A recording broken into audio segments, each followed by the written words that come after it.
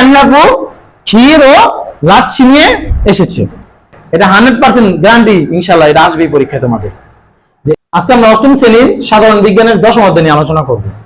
এই অধ্যায়ে রয়েছে তোমাদের রসায়ন নিয়ে। কি নিয়ে? রসায়ন। হ্যাঁ, তাহলে এই অধ্যায়ের নাম কি বলতো? অম্ল, ক্ষারক ও লবণ। এই লবণ কিন্তু তোমরা যে খাবার লবণ খাও ওই লবণ না, আরো অনেক লবণ আছে, কিন্তু আবার কেউ বিট লবণ বলে না, ঠিক আছে? তো যাই হোক, আমি এখানে অধ্যায়ের শুরুতে প্রথম কি লিখছি বলতো? আনিলা ক্ষীর ও লাচ্ছি নিয়ে এসেছে। তোমরা ভাবতে পারো নিয়ে বানানটা ভুল লিখছি। হ্যাঁ, ভুল লিখছি, কিন্তু বুঝানোর স্বার্থে একটা আমি লাইন লিখছি। এটা দিয়ে আমি বিজ্ঞানের অধ্যায় শুরু করব, এই অধ্যায় পুরোটা বুঝাবো। তো এরা আমাদের জানতে হবে যে এই অধ্যায়ের জন্য আমাদের কি কি পড়তে হবে। পরীক্ষার মধ্যে 100% কমন পড়বে এগুলো থেকে। কি কি বলতো? অ্যাসিড কাকে বলে, ক্ষারক কাকে বলে, নির্দেশক কাকে বলে, লিটমাস পেপার কি, অ্যাসিড ও ক্ষারকের ব্যবহার, সকল ক্ষার ক্ষারক কিন্তু সকল ক্ষারক ক্ষার নয়। তো এগুলো বিস্তারিত আমি সুন্দরভাবে বুঝিয়ে দেবো পার্ট টু পার্ট, তোমরা পুরো মনোযোগ দিয়ে দেখো। তো সর্বপ্রথম আমরা জানবো যে একটা জিনিস খেয়াল করে দেখা, এখানে কি লেখছে? লিটমাস পেপার কি। এই পুরোটা চ্যাপ্টারের মধ্যে খেলাটা খেলছে উনি, বুঝতে পারছো? উনি হচ্ছে মাতবর, উনি নির্দেশ করে যে কোনটা অ্যাসিড কোনটা ক্ষারক। এটা বিচার করে দেয় কে বলতো? এই বিচারকে। তো এই লিটমাস পেপারটা নিয়ে একটু আলোচনা করি। লিটমাস পেপারটাতে আছে লিকেন্স নামক একটা গাছ আছে। কি বলতো? লিকেন্স। লিকেন্স নামক একটা গাছ আছে, ওই গাছ থেকে তৈরি হয় এই পেপারটা। এই পেপারটার কাজ কি? এই পেপারটা মানে কাগজটা তুমি যখন ধরো সাপোজ এক জায়গায় আমরা লেবুর রস দিলাম, কি দিলাম বলতো? এই যে ধরো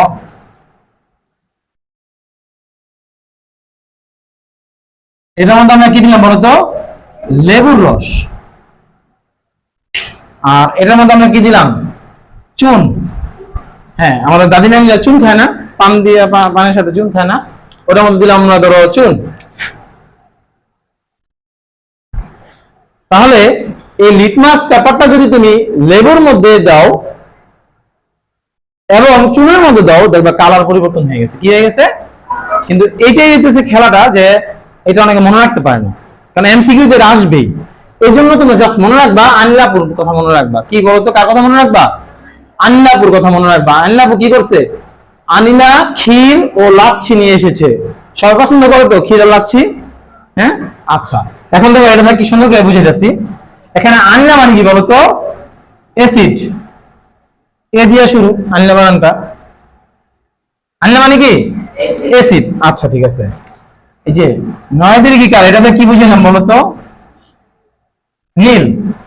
তারপরে বলতো লা দিয়া কি?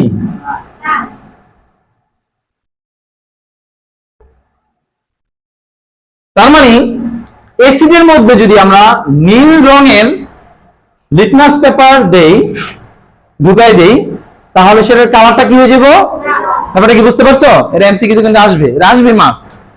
যে অ্যাসিডের মধ্যে নীল রঙের লিটমাস পেপার দিলে তার রং কি হবে, বা কি রঙের লিটমাস পেপার দিলে তার রংটা লাল হবে। ব্যাপারটা কি বুঝতে পারছো? দেখো আমি কিন্তু কালার দিয়ে দিছি, যে তুমি যখন নীল রঙের দিবা লিটমাস পেপারটা, তখন সেটার কালারটা অটোমেটিকলি কি হয়ে যাবে? লাল হয়ে যাবে। তাহলে এবার আমরা অন্যটা দেখি, খেয়াল করো। তুমি অলরেডি বুঝা ফেলাইছো। ক্ষীর দিয়ে কি বুঝাইতেছে বলতো? ক্ষারক। গুড। আচ্ছা, এখন ইয়াসিন লা দিয়ে কি বুঝাচ্ছে? লাল। আর এখানে নিয়ে নিয়ে বানানটা কেন ভুল লিখছি বুঝতে পারছি বা? আর নীল বানান তো এইভাবে। তার মানে কি বিষয়টা খেয়াল করো তো, যখন আমরা ক্ষারকের মধ্যে লাল রঙের লিটমাস দিব, আমরা যখন ক্ষারকের মধ্যে, ক্ষারক মানে কি? এই ধরো চুনের মধ্যে আমরা যখন লাল রঙের লিটমাস পেপারটা ঢুকাই দিব, তখন সেটার কালারটা অটোমেটিকলি কি হয়ে যাবে? নীল। তাহলে আশা করি এটা কিন্তু ভুল হবে না তোমাদের, ঠিক আছে না? জাস্ট মনে রাখবা কি আনিলাপু ক্ষীর ও লাচ্ছি নিয়ে এসেছে। সবাই কি বুঝতে পারছো এটা? আচ্ছা, এখন আমাদের খেয়াল করো আরিফা এখানে কি বলছে? এক নাম্বারটা অ্যাসিড কাকে বলে। তাহলে অ্যাসিডটা কাকে বলে এটা জানার জন্য, এবং প্রশ্ন দিয়েও আসতে পারে হয় যে অ্যাসিড কি ব্যাখ্যা করো, উদাহরণ সহ ব্যাখ্যা করো, তাই না? তাহলে অ্যাসিড কি জানার আগে আমাদের কিছু রাসায়নিক পদার্থ সম্পর্কে জানতে হবে। দেখো আমি এখানে কি লিখছি, এটা হাইড্রোক্লোরিক লিখছি, ঠিক না? অ্যাসিড, এটার নাম কি বলতো? Hydrochloric acid. এটা আমাদের কোথায় থাকে? পেটে। আমাদের পেটে কিন্তু অ্যাসিড থাকে, কিন্তু অ্যাসিড যদি না থাকতো আমরা হজম করতে পারতাম না। যাদের হজমের সমস্যা তাদের এই অ্যাসিডটা কম বা নাই, ঠিক না? আচ্ছা, মানে পরিমাণে কম। তারপরে যে অ্যাসিডটা, এটা মুখস্থ করবা কিন্তু তোমরা। এটার নাম কি বলতো? Sulphuric acid. এটা ল্যাবে যখন আমরা বিজ্ঞানীরা কাজ করে, তোমরা যখন 9 মিটার সায়েন্স নিবা তখন তোমাদের ল্যাবের মধ্যে এই অ্যাসিডগুলো তোমরা পরিচিত পাইবা, ঠিক আছে? তোমাদের দেখাইবো টিচাররা। আপাতত মনে রাখো যে সালফিউরিক অ্যাসিডটা কোথায় কাজ করে বলতো? ল্যাবে ব্যবহৃত হয়। তারপরটা আমরা কি লিখছি বলতো? Acetic acid. এর নাম কি? বড় অ্যাসিডের নাম কি বলতো? হ্যাঁ, অ্যাসিটিক অ্যাসিড। এটা কিন্তু তোমাদের এমসিকিউতে আসতে পারে যে নিচের কোনটি অ্যাসিটিক অ্যাসিড। চারটা নাম দেবে ভিন্ন রকমের, বুঝছো না? তোমরা তখন এটার মধ্যে টিক চিহ্ন দিবা। যাই হোক, এটা কি বলতো কোথায় থাকে? এটা ভিনেগারে। ভিনেগার চিনো তোমরা? ভিনেগার, ঠিক আছে? আচার বানাইতে কিন্তু নাম দেয় এটার মধ্যে। আচ্ছা, তাহলে আমরা এখন তিনটা অ্যাসিড লিখছি। অ্যাসিডের সংজ্ঞা আমরা একটু দেখি যে সকল রাসায়নিক পদার্থ, আমার সাথে সাথে সবাই বলো, যে সকল রাসায়নিক পদার্থ, আবার বলো, যে সকল রাসায়নিক পদার্থ এক বা একাধিক হাইড্রোজেন, বলো, মানে যে H+ আয়ন তৈরি করে তাকে বলা হয় কি বলতো? অ্যাসিড। ক্লিয়ার বিষয়টা? যখন তুমি কোন রাসায়নিক পদার্থ দেখবা যে পানিতে যখন নাকি তুমি দিবা, তখন সেটার মধ্যে কি করবো তারা? এক বা একাধিক, একটা হইতে পারে একাধিক হইতে পারে, কি বলতো? কি তৈরি করে? হাইড্রোজেন আয়ন তৈরি করে। জাস্ট এতটুকু মনে রাখবা, তাহলে তুমি সংজ্ঞাটা দিতে পারবা। ক্লিয়ার বিষয়টা? এখন খেয়াল করো, আমরা একটু বিক্রিয়া দিয়ে বুঝাই। হাইড্রোক্লোরিক অ্যাসিডটা যখন তুমি পানির মধ্যে দিবা, সবাই তো জানো অলরেডি যে H2O, এটার মানে কি বলতো? পানি। তাহলে H2O যদি পানি হয়, তাহলে হাইড্রোক্লোরিক অ্যাসিডটা যখন তুমি পানির মধ্যে দিবা, তখন এটা কি হয়ে যাবে বলতো? বিভাজিত হয়ে যাবে। সেটা কি হয়ে যাবে? দেখো, এই যে আয়ন উৎপন্ন হয়েছে, হাইড্রোজেন আয়ন উৎপন্ন হয়েছে। H+ মানে কি বলতো? হাইড্রোজেন আয়ন, দেখছো? আবার যখন তুমি সালফিউরিক অ্যাসিডটা দিবা পানির মধ্যে, তখন দেখো তো এখানে কি হাইড্রোজেন আয়নটা তৈরি হয়েছে, H+ আছে যেহেতু। এখন প্রশ্ন করতে পারো, এখন 2 আসলো কোথা থেকে? রাইট? এই যে দেখো হাইড্রোজেন 2টা বলছে, তো এখানে একটা দিবেন কেন? এখানে এই যে কিছুই নাই, এজন্য একটা। আর এখানে একটা H দেখা, দেখো একটা মাইনাস, আমরা মাইনাস দিছি, শুধু জাস্ট একটা মাইনাস দিছি। আর এখানে বলো তো হাইড্রোজেন কয়টা আছে? এজন্য দেখো পরের যে আছে রাসায়নিক পদার্থটা আছে, এর মধ্যে আমরা কি দিছি বলতো? 2টা মাইনাস দিছি। এখন যদি 5টা থাকতো, 5টা মাইনাস দিতাম। কি জানিস বিষয়টা? এগুলো কিন্তু এমসিকিউর জন্য অনেক ইম্পর্টেন্ট। কি? আচ্ছা, তারপর আসো অ্যাসিডিক অ্যাসিডটা। এর নাম হচ্ছে, এটা মুখস্থ করবা। এটা যখন তুমি পানির মধ্যে দিবা, তখন সেটা কি হয়ে যাবে বলতো? এই দেখো, এই যে হাইড্রোজেন আয়ন তৈরি করছে। ক্লিয়ার বিষয়টা? তাহলে দেখো হাইড্রোজেন একবারও তৈরি হতে পারে, আবার কবে হতে পারে?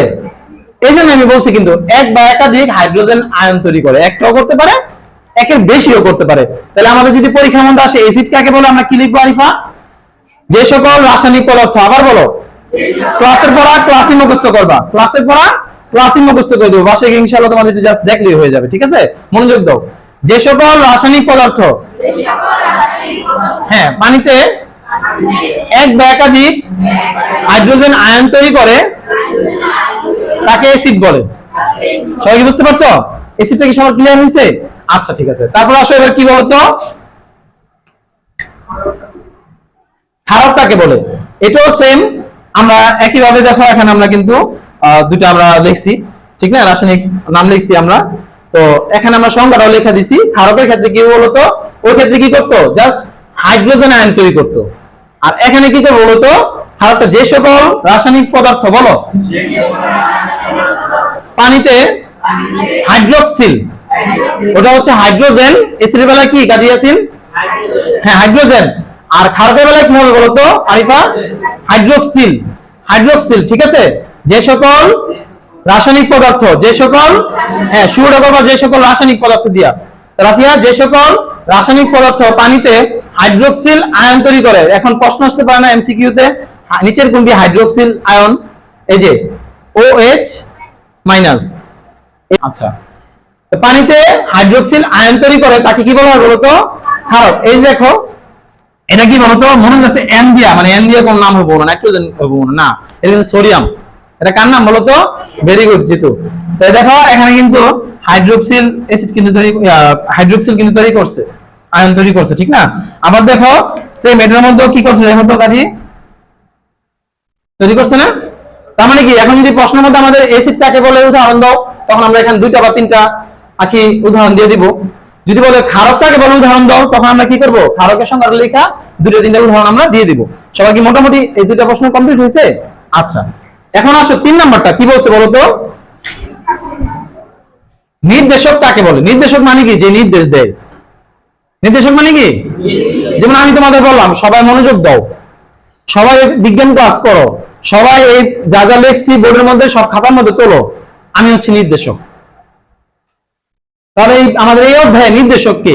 এই অধ্যায়ের নির্দেশক কে বলতো? শুরুতে যার নিয়ে আলোচনা করছিলাম, এই বস লিটমাস পেপার। কারণ কি ওই কিন্তু নির্দেশ করতেছে যে কোনটা অ্যাসিড কোনটা ক্ষারক। ক্লিয়ার হয়েছে বিষয়টা?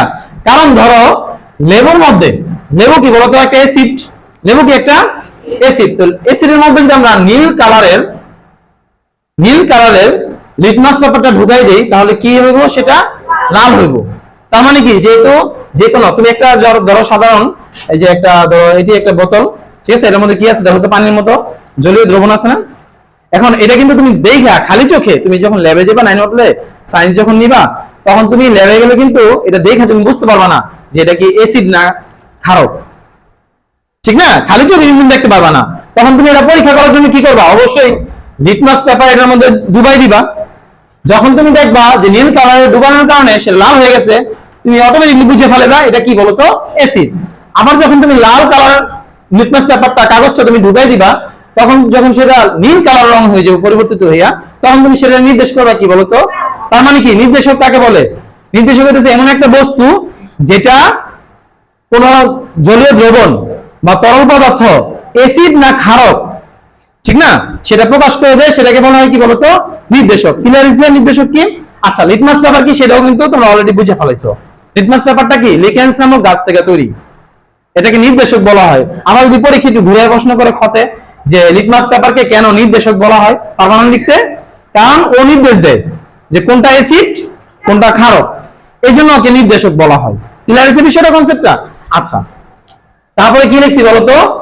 অ্যাসিড ও ক্ষারকের ব্যবহার, এটা তোমাদের 100% আসবে। তখন যা আলোচনা করছি এগুলো এমসিকিউ এবং ক কর জন্য, ঠিক আছে? অ্যাসিড ও ক্ষারকের ব্যবহার, বিষয়টা বুঝতে পারছো? তাহলে দেখো এখানে আমি লেখা দিছি যে এগুলো হচ্ছে ক্ষারকের ব্যবহার, আর এগুলো হচ্ছে কি বলতো? অ্যাসিডের ব্যবহার। তোমাদের বইয়ের মধ্যে রিডিং দেওয়া আছে, তো তোমরা অনেক সময় বুঝবা না, অনেক বড় করে লেখা। তো আমি এখন 3-4টা পয়েন্ট দিয়ে দিছি, বাকিটা তোমরা আরো 2-1টা বাড়ায় লিখবা, ঠিক আছে? তাহলে ক্ষারক জিনিসটাকে এটাকে বুঝতে হবে, যেহেতু ক্ষারকের সাথে চুনের সম্পর্ক। ব্লিচিং পাউডার চিনো তোমরা?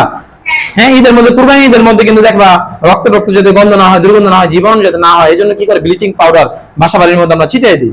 তো চুন, ব্লিচিং পাউডার এগুলো কিন্তু ঘরবাড়ি পরিষ্কার করতে সাহায্য করে। তুমি আরেকটা পয়েন্ট লিখতে পারো, মাছ চাষে পুকুর পরিষ্কারের জন্য ক্ষারকের ব্যবহার করা হয়। দেখবা যে কোনো পুকুর তুমি যদি পরিষ্কার করতে চাও, তুমি সারাদিন লেগে যাবে পরিষ্কার করতে, তুমি চুন দিয়ে দাও, দেখবা পানি পুরো পরিষ্কার হয়ে গেছে, টলটলা হয়ে গেছে।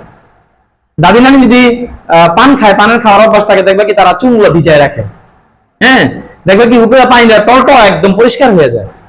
তার মানে কি ক্ষারকের কাজটা কি বলতো? পরিষ্কার করার কাজ। আরেকটা বলি, জামা কাপড় পরিষ্কার করি না আমরা ডিটারজেন্ট দিয়া, এর মধ্যে কিন্তু কি থাকে বলতো? সাবান, ডিটারজেন্ট, এগুলোর মধ্যে কি থাকে? ক্ষারক থাকে। ক্ষারক থাকার কারণে কিন্তু আমাদের ময়লাগুলো চলে যায়। ক্লিয়ার বিষয়টা? হাতে ময়লা বললে আমরা কি করি? সাবান দিয়ে হাতটা ধুই, রাইট? তার মানে ওটার মধ্যে কি আছে? ক্ষারক আছে, থেকে মানে হাতটা পরিষ্কার হইতেছে। বিষয়টা বুঝতে পারছো?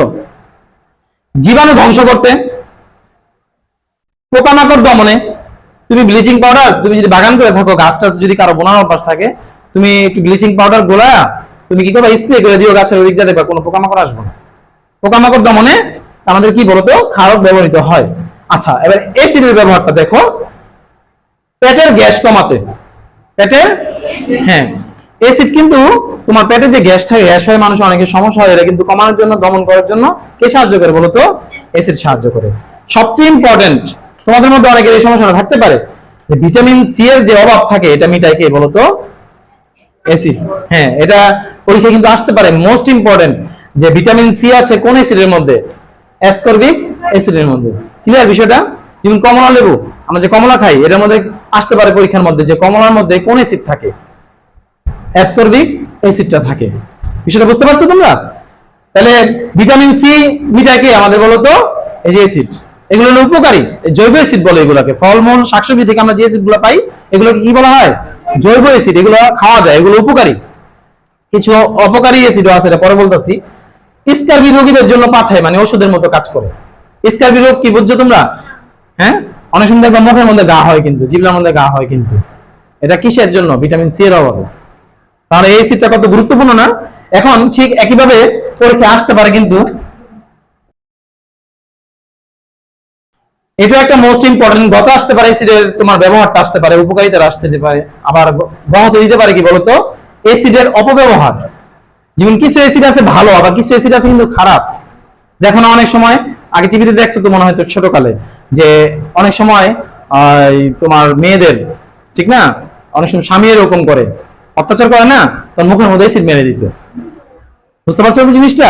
তাহলে অ্যাসিড দিলে কি হয়? একদম পুড়ে যায় কিন্তু, কারণ অ্যাসিডের কাজ হচ্ছে ধ্বংস করে দেওয়া, রাইট? তাহলে অ্যাসিডের কিন্তু অপব্যবহার আছে, ব্যবহার যেমন আছে অপব্যবহার আছে। এবং এটার প্রতিকার কি? এটা কিন্তু সর্বোচ্চ শাস্তি আছে মৃত্যুদণ্ড।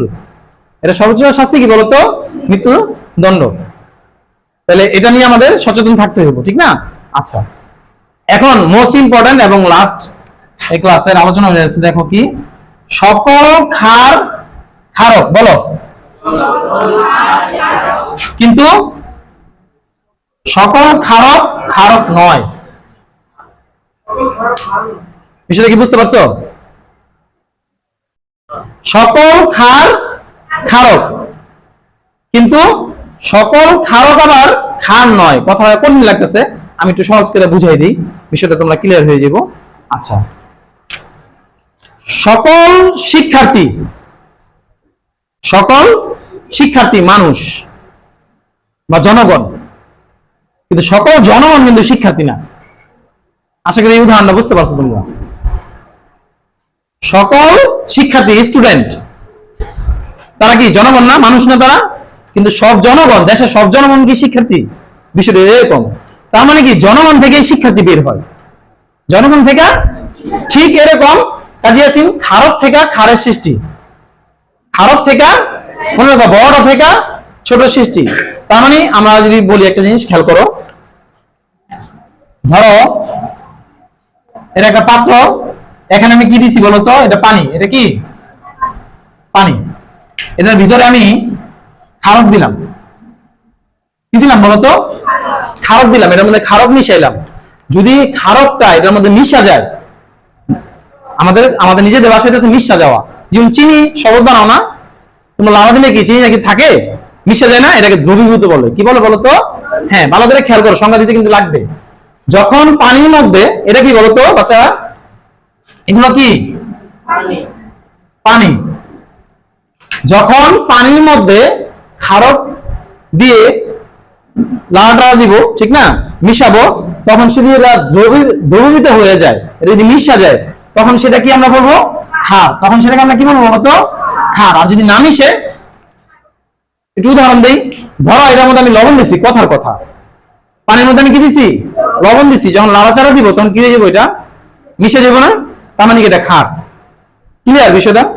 আচ্ছা, এখন যদি কয়েকটা লোহার টুকরা, ছোট ছোট লোহার টুকরা বা ইটার গুঁড়া ছোট ছোট করে, ঠিক আছে, পানির মধ্যে সারাদিন সকাল থেকে সন্ধ্যা পর্যন্ত মিলাও, এই লোহার টুকরা কি পানির সাথে মিশবো? তাহলে কি এটা মানে ক্ষার বলতে পারবো? বিষয়টা কি বুঝতে পারছো? জাস্ট উদাহরণ দেওয়ার জন্য বললাম। তার মানে কি ক্ষারক থেকে ক্ষারের সৃষ্টি হয়, ক্ষারক থেকে। তার মানে কি সকল ক্ষার, যে ক্ষারটা বেরোলো এটা তো অবশ্যই ক্ষারকের থেকে সৃষ্টি হয়েছে। তাহলে ক্ষার কি? তাহলে ক্ষারক। কিন্তু সকল ক্ষারক কিন্তু আমরা ক্ষার না, কারণ যদি না মিশে তাহলে তো ক্ষারক বলতে পারতাম না আমরা। ক্লিয়ার হয়েছে বিষয়টা? এটা কিন্তু ক্ষতে আসবে তোমাদের, যে সকল ক্ষার ক্ষারক কিন্তু সকল ক্ষারক ক্ষার নয়। ব্যাখ্যা করো, ঠিক আছে? তো সবাই এর দ্বারা ভালো করে বাসায় গিয়ে দেখবা, রিডিংটা ভালো করে পড়বা, আন্ডারলাইন করবা প্রত্যেকটা লাইন, কালারিং করন দিয়া এটা কি করবা বলতো? আন্ডারলাইন করবা। কারণ তো আগামী বছর আবার পড়ার ইচ্ছা নাই, যে আগামী বছর আল্লাহ বাঁচালে আমি এটা পড়বো আরেকবার। ইচ্ছা আছে? ইচ্ছা যদি কেউ থাকে তারপর এটা নতুন একটু দাগাইও না। আর যার যার মনে আছে যে না আমি 90 80+ নাম্বার পাইতে চাই বিজ্ঞানের মধ্যে, অবশ্যই হাতে একটা কালারিং পেন নিয়ে তোমরা কি করবা, বা সাইন পেন নিয়ে দাগাইবা। ঠিক আছে, অনলাইন করে ভালো করে পড়বা ওদের। ঠিক আছে, না তোলো ওইগুলা।